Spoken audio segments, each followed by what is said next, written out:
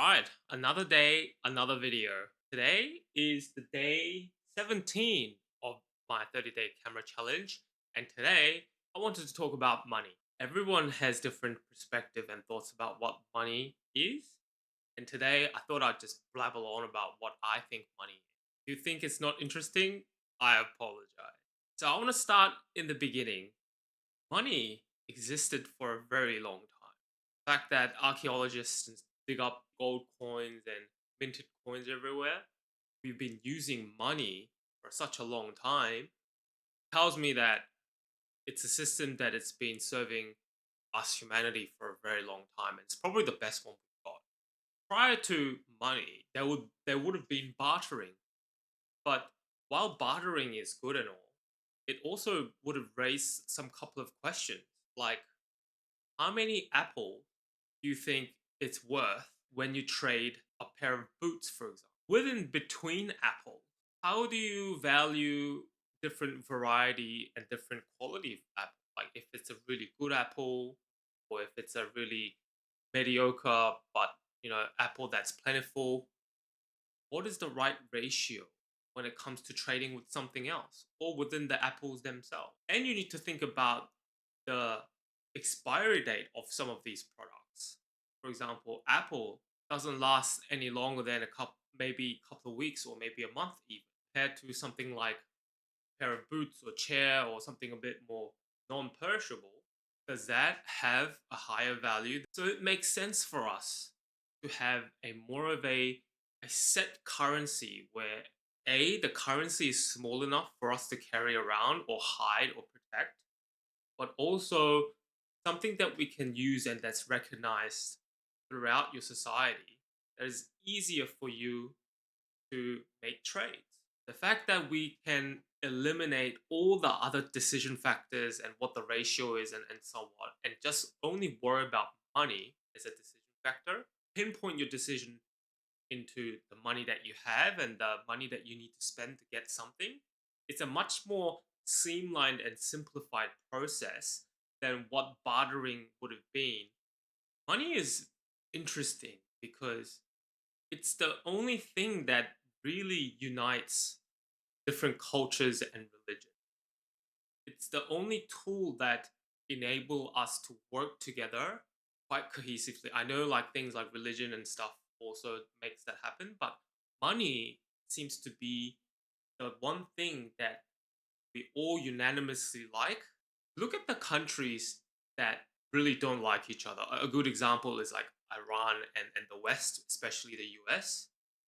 But Iran still trades oil with the West despite their religious differences. It's because they like money. And if two parties got into a really big legal battle, usually money is something that can be used to make each one party happy or one party come into a settlement. You can see how money has been used to equalize a lot of the indifferences in our society because it's something that we all unanimously agree on. And money also allows us to fill the gap between our society's supply and demand. I'll give you an example. Nobody likes to pick up rubbish every day at 4 o'clock in the morning. No one likes to dig down kilometers upon kilometers to dig out precious mineral earth, despite their hazardous location as well as the health. But it's some of the things like picking up rubbish and digging up rare materials to be processed later for metals and alloys. It's a very essential part of society that we need. Money allows us to entice people to do these really essential work that society needs, but not many people want to do. Usually they pay a bit better, especially in Australia, like mining jobs tend to pay a lot.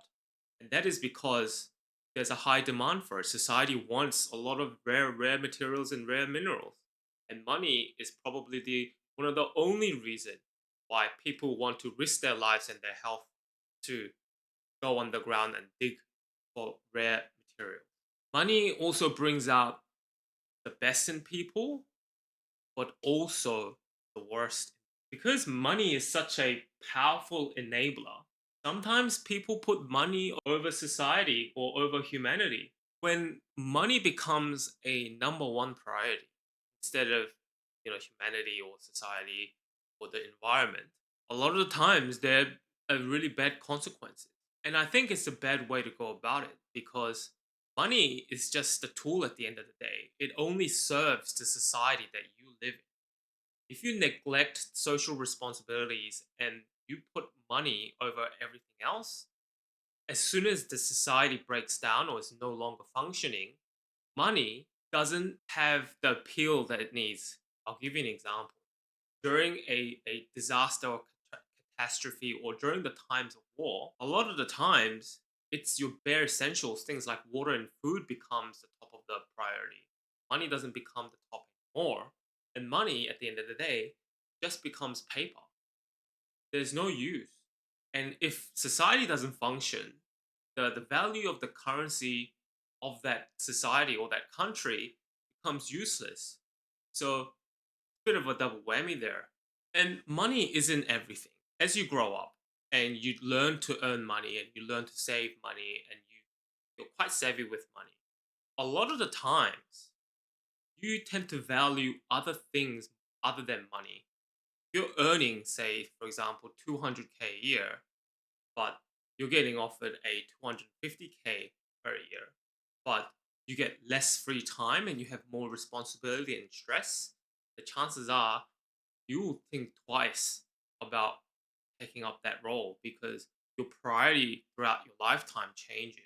People say money is the root of all evil, but for me, at the end of the day, money is just a tool.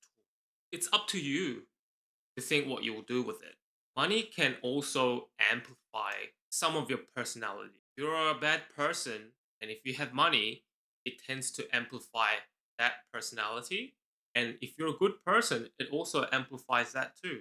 And because money is tool at the end of the day, don't try to prioritize money over everything. Me personally, I put health, friends and family, and happiness over money. Sure, there are times when money can secretly nudge in between, but I tend to follow that rule set. You can always make money. And on your deathbed, when you're lying down, no money is going to sit by your side. So set your priorities straight, okay? Anyway, that's it for today's video. I hope you enjoyed it. It's just me babbling on about money. I'd love to hear what you think, and I'll catch you in the next.